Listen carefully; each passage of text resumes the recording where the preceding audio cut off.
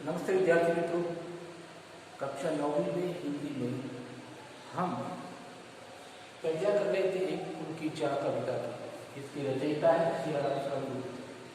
दोस्तों, इस पूरी कविता को हमने समझ लिया है, देख लिया है। अब बारी है प्रश्नोत्तर की। तो प्रश्नोत्तर की चर्चा करेंगे। हमारी पाठ्यपुस्तक स्पर्श भाग 1, उसमें जो पाठ्यपुस्तक के जो प्रश्न है उसकी चर्चा करेंगे।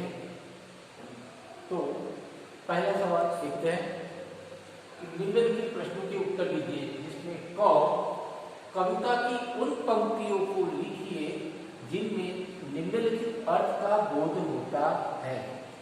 तो यहाँ हमें वो काव्य पंक्ति लिखनी है, वो चर्चा लिखनी है जिसका अर्थ बोधी होता हो। जैसे पहला, सुखिया के बाहर जाने पर पिता का हृदय कांप उठता था। तो ये जो भाव है किन पंक्तियों में छुपा है, तो वो हमें बताना है। तो है ये पंक्तियां है, नहीं खेलना रुकता उसका, नहीं ठहरती वह पल भर, मेरा हृदय कांप उठता था, बाहर गई निहार उसे। ये पंक्तियां है। तो मैं साथ में भी बोलूँ कि हम जो चर्चा कर रहे हैं, आप साथ में ये प्रश्नोत्तर लिख भी सकते हैं, आपको पर्याप्त समय भी मिलेगा।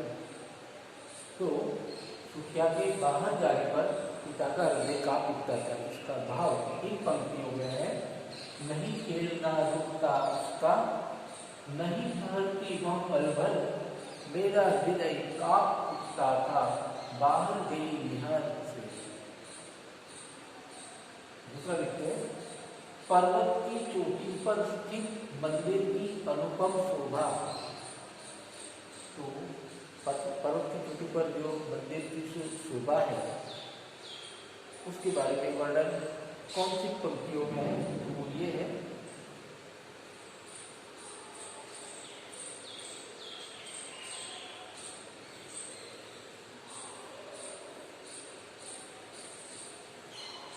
तो पर्वत की चोटी पर मंदिर की शोभा का वर्णन इन पंक्तियों में है।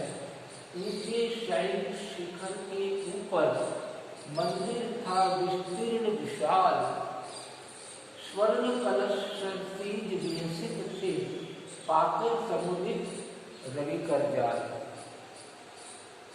तो ऊंचे शैल शिखर पर पर्वत की चोटी पर क्या था, विशाल मंदिर था और सोने का कलश उसके ऊपर शोभा दे रहा था, और जो किरणें ऐसी सूरज की उसके ऊपर पड़ती थी जैसे सूर्य में कोई सुनहरा जाल बिछा इस तरह से।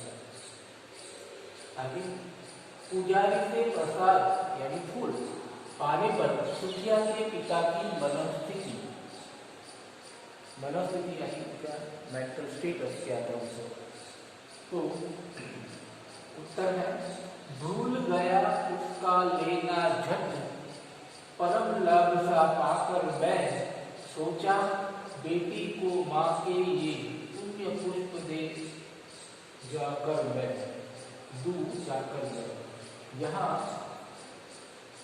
सीता जब प्रसाद देते वक्त सोचता है वो ये बात यहाँ बताइए।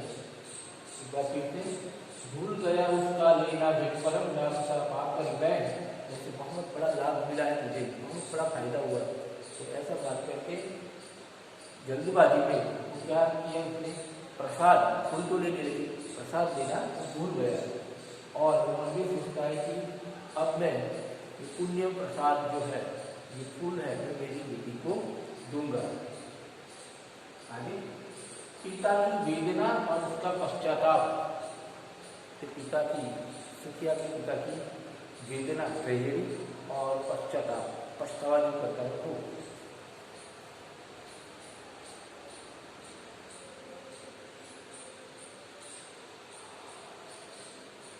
तो बूझी पड़ी थी चिता वहां पर, छाती जदक उठी मेरी। अपनी बेटी की जो चिता थी वो अब बुझ गई थी, शांत हो गई थी, लेकिन यहाँ सुखिया के पिता की छाती जो वो धधक रही थी। जैसे पिता डर रही हो इस तरह से झटक उठी मेरी हाय फूल सी कोमल बच्ची हुई राख की ढेरी, राख की ढेरी मुझे अंतिम बार गोद में बेटी तुझको ये पश्चाताप है। अंतिम बार गोद में बेटी तुझको ले न सका मैं हाँ, एक फूल माँ का प्रसाद भी तुझको दे न सका मैं हाँ।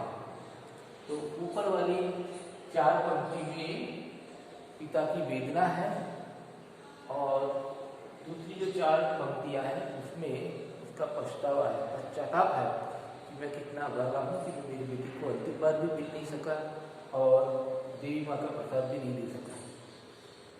आगे देखिए, ख बीमार बच्ची ने क्या इच्छा प्रकट की। सुखिया ने अपने पिता से अंतिम इच्छा जो थी उनकी वो क्या थी, क्या इच्छा प्रकट की थी वो। उत्तर है बीमार बच्ची सुखिया ने अपने पिता के सामने यह इच्छा प्रकट की कि वह देवी माँ के मंदिर के प्रसाद का फूल चाहती है। बस और कुछ नहीं चाहिए, देवी माँ के मंदिर का एक फूल चाहिए प्रसाद के रूप में और कुछ भी नहीं। आगे देखिए,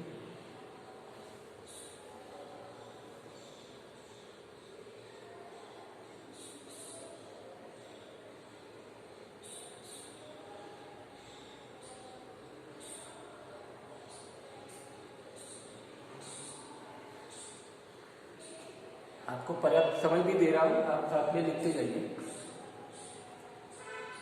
तो हमने ये सवाल देखा, बीमार बच्ची ने क्या इच्छा प्रकट की। तो उत्तर है बीमार बच्ची सुखिया ने अपने पिता के सामने यह इच्छा प्रकट की कि वह देवी के मंदिर के प्रसाद का फूल चाहती है। आगे देखिए, सवाल है सुखिया के पिता पर कौन सा आरोप लगाकर उसे दंडित किया गया। सवाल को समझ लेते हैं कि यहाँ सुखिया के पिता जो है उनको कौन से जुर्म के अंदर, कौन से गुनाह के लिए उनको दंडित किया गया मतलब उनको सजा दी गई। ऐसा कौन सा गुनाह था, कौन सा आरोप था। तो आइए देखते हैं उत्तर में सुखिया का पिता उस वर्ग से संबंधित था। उस वर्ग से मतलब वो कैटेगरी से, वो कम्युनिटी से जिसे समाज अछूत समझता था, अनटचेबल। तो ये सुखिया का पिता जो है वो अछूत समाज से बिलोंग करता था। समाज के कुलीन यानी कुलशाली, बड़े परिवार वाले, बड़ी सभ्य समाज जिसे भी कहते हैं, बड़े जो खानदानी लोग, यानी खानदानी लोग जो रईस होते हैं और सामाजिक रूप से, आर्थिक रूप से, हर तरह से, तो ऐसे लोगों को कुलीन तथाकथित मतलब सो कॉल्ड लोगों ने, जो लोगों जिसको जिस नाम से बुलाया, ऐसे सो कॉल्ड तथाकथित भक्तों ने, कहलाने वाले, बेकार के सिर्फ नाम के कहलाने वाले भक्तों ने इस वर्ग के लोगों का मंदिर में प्रवेश वर्जित कर रखा था। कई जगह पर गांव में अभी भी ये हालात है। तो ऐसे खानदानी और सो कॉल्ड जो डिवोटी है, जो भक्त है, उन लोगों ने क्या किया है, अछूत लोगों को प्रतिबंधित किया है, उनके ऊपर बैन है कि वो गांव में, मंदिर में वो जा नहीं सकते। सुखिया का पिता अपनी बेटी की इच्छा पूरी करने के लिए मंदिर में प्रवेश कर गया, मंदिर में प्रवेश किया। क्यों? वो ये नहीं चाहता था कि ये सब में पड़े, उलझन में पड़े, कि वो अछूत होकर के भी जब यहाँ मना है, प्रतिबंध है, तो फिर वो क्यों जाए। पर विवश होकर के, मजबूर होकर के वो अपनी बेटी की इच्छा पूरी करने के लिए मंदिर में प्रवेश करता है। मंदिर की पवित्रता नष्ट करने और देवी मां का अपमान करने का आरोप लगाकर उसे 7 दिन का कारावास देकर दंडित किया गया। क्या है, उसका गुनाह क्या है, वो यहाँ बताया कि मंदिर की पवित्रता इसमें है, वहाँ सभ्य समाज के लोग ही जाए, खानदानी लोग ही जाए, ऊंची जाति के लोग ही जाए, तो सभ्यता जो है, पवित्रता जो है उनकी मंदिर की बनी रहेगी। तो ये अछूत होकर वहाँ गया, अछूत होकर के भी वो मंदिर में प्रवेश करता है, इससे मंदिर की जो पवित्रता है वो नष्ट करने और देवी माँ का अपमान करना, ये दो गुनाह की वजह से उसको 7 दिन का कारावास यानी जेलवास उनको देकर दंडित किया गया है। आगे का सवाल देखते हैं। जेल से छूटने के बाद सुखिया के पिता ने अपनी बच्ची को किस रूप में पाया? 7 दिन की जो जेल हुई थी, उसके बाद सुखिया के पिता घर वापस जाता है तो अपनी बेटी को वो किस रूप में पाता है? तो उत्तर है, जेल से छूटने के बाद सुखिया के पिता ने अपनी बच्ची को राख की ढेरी के रूप में पाया।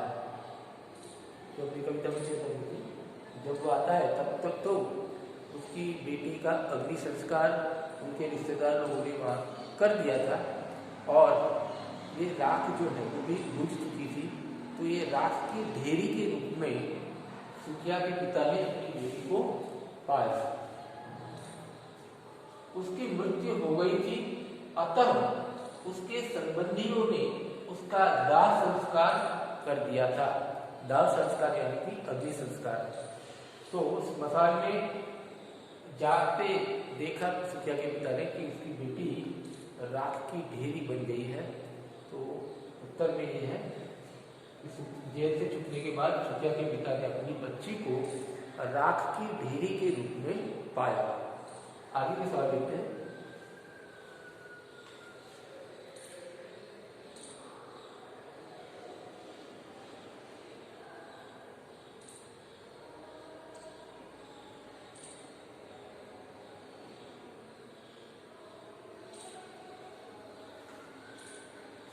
इस काव्य पाठ का एक अहम सवाल ये है, ये सवाल अच्छे से समझने पर पूरी कविता में से कहीं से भी कोई भी प्रश्न पूछा जाए तो आप उसका उत्तर दे सकते हैं। तो ये बहुत ही अहम सवाल है, इसे ध्यान से समझें, सुनें।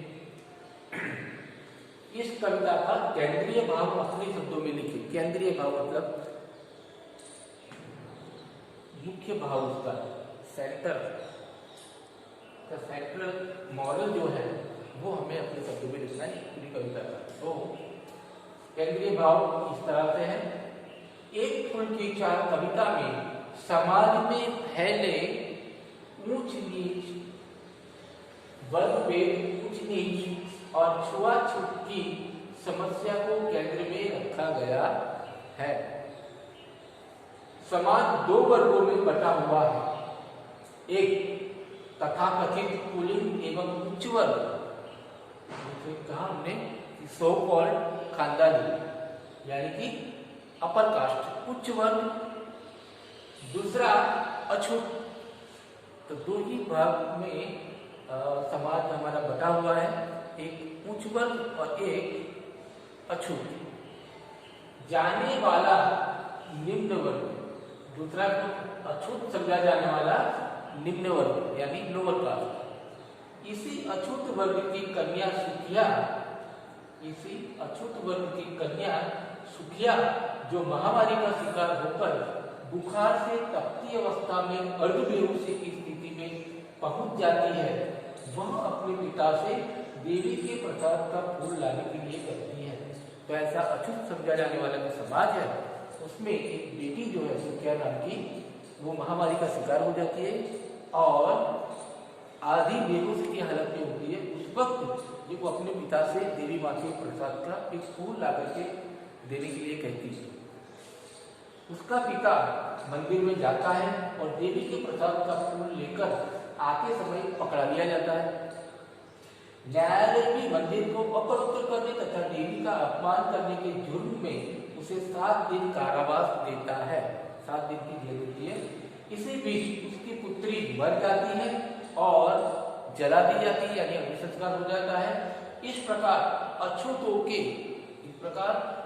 के मंदिरों में प्रवेश उच्च वर्ग द्वारा निम्न वर्ग पर किया गया अन्याय, एक पिता पुत्री का अंतिम मिलन न होने पाने की वेदना इस कविता का केंद्रीय भाव है।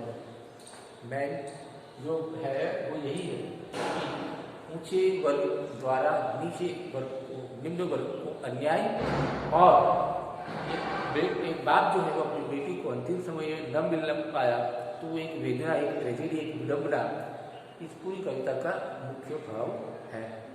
तो दोस्तों यहाँ तक ये सारे सवाल जवाब अपनी नोटबुक में लिखेंगे और पढ़िए घर पर और अपनी तबीयत का ख्याल रखें। धन्यवाद।